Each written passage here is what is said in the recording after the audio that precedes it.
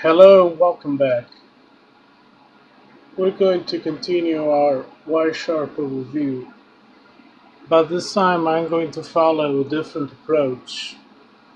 Instead of having me yakking all the time, I'm going to use an older network capture that I was given for one of my network forensics labs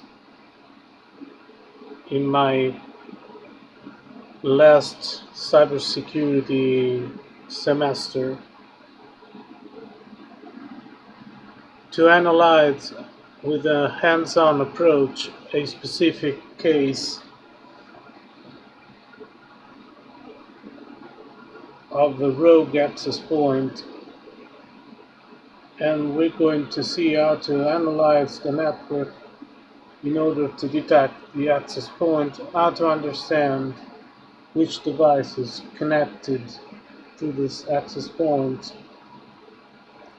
and what kind of interactions they had with it. So let's start from analyzing this capture file I was given at the time by my instructor. So the first thing we want to do, like I explained over the previous episode, is we want to hash this file. And I keep going with the strongest SHA-SAM available, which is this one.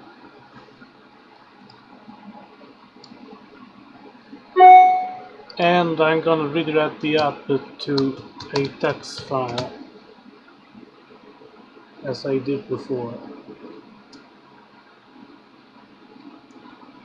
Of course, you're not shown anything because the output was redirected to a file. If we cut this file,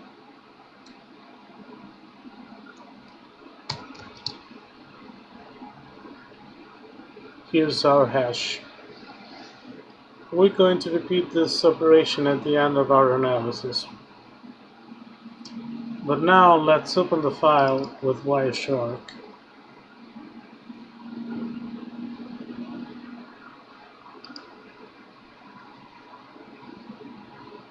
Okay, I don't know what happened. That's something that happened back in the day too. I don't know the way my instructor did this capture, but I think it's done on purpose. Alright, so you see a bunch of academic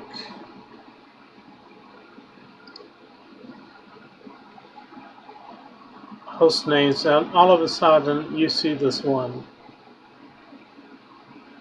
Of course, this stands out and is done on purpose, so this is very likely our rogue access point. Let's dig a little bit more into that.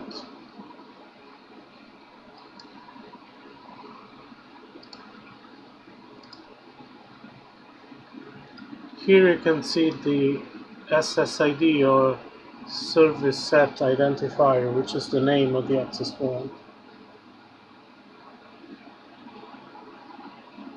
Very important here in analyzing these frames here are the management frames. Management frames are not encrypted and are useful to understand what kind of communication happens on an Ethernet level.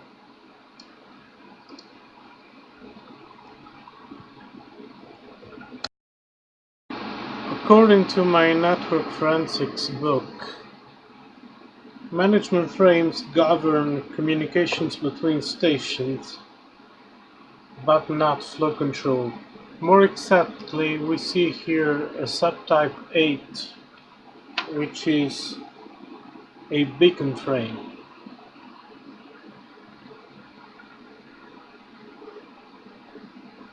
So practically, what these frames do is they coordinate communication on any wireless LAN from infrastructure networks to individual stations by sending out probe requests. So they're like, I'm here, they send these broadcasts requests around, and any wireless device reads that and responds to that.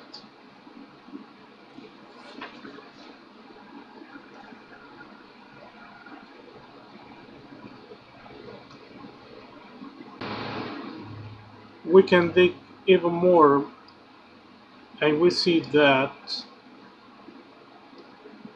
we have this important parameter here that tells us that the transmitter of this frame is an access point.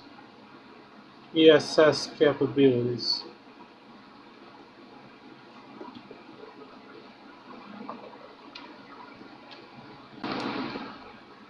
We'll see that you can apply a filter in Wireshark based on this field. But anyway, we reached an important conclusion, so we found a rogue access point. Now we want to see what's the service set identifier for this access point, which is lone gunman, but now we're interested to see its MAC address, because for access point the service set identifier is actually its MAC address, and here we see its MAC address.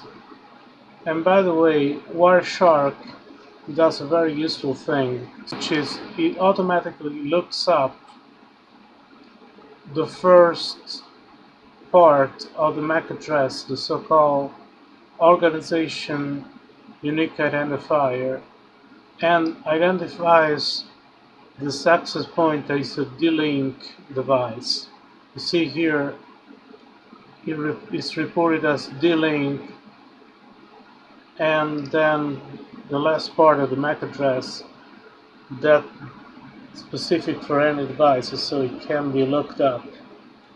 But if we have a look here, the first 3 bytes of the MAC address were converted into this one, D-Link. So that's a very important information for us.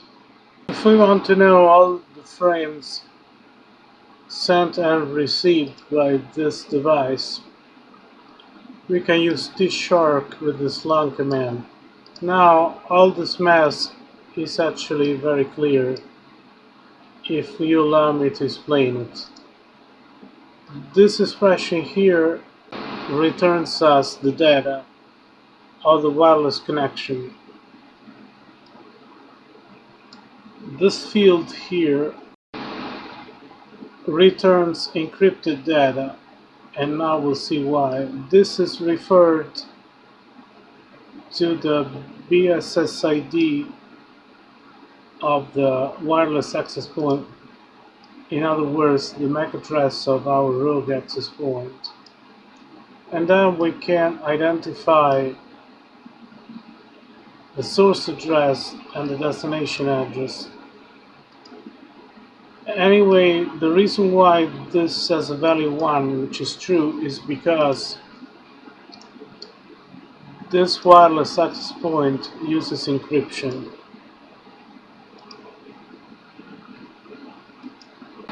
In fact, you'll notice this parameter here saying that this wireless access point may support WEP, which is obviously deprecated, but let's say this is a valid assertion for the purpose of this analysis. So these are other options of the command.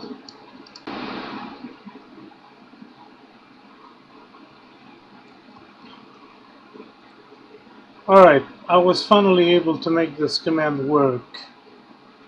Now we see that 66 frames were transmitted between this rogue access point and the other devices in the network. Now I had no idea why I have a different output here from this command.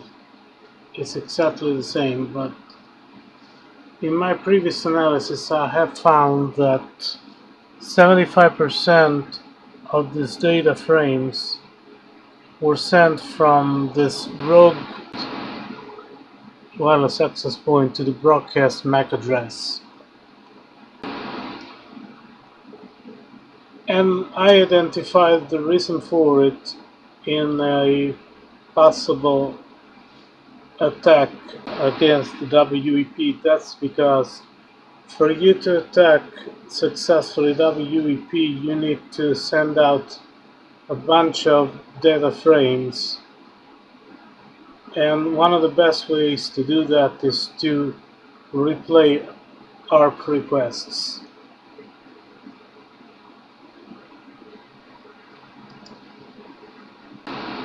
This type of attack led to successful cracking of the WEP password.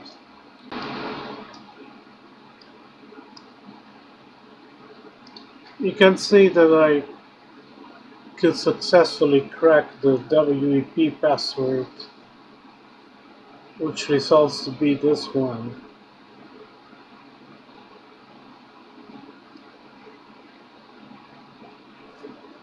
This can be easily done by using aircrack-ng this way.